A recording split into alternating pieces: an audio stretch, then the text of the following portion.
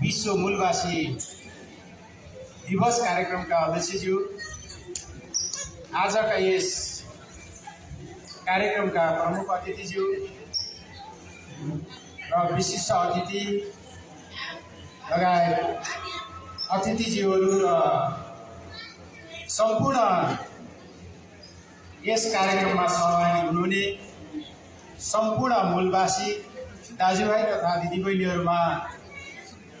वित्तीय साक्षरता जागरण समाज नेपालको तर्फबाट र मेरो व्यक्तिगत तर्फबाट अभिवादन व्यक्त गर्न चाहन्छु। विशेष गरी यो अवसर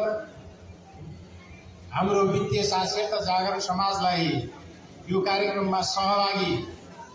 हुने अवसर दिनु हुने यसै कार्यक्रमका अध्यक्षज्यू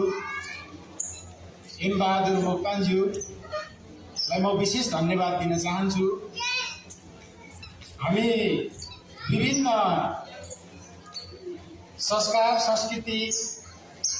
र आफ्नो पहिचानले भरिभराउ जो मूलवासी आज हामी यो देशको गणतन्त्रका शासकहरूको कारणले गर्दा आज हामी विभिन्न नाममा हामी आज आर्थिक रूपमा, जातीय रूपमा, सांस्कृतिक रूपमा र विभिन्न प्रकारका विभेदहरू र आज हामीलाई नेशनल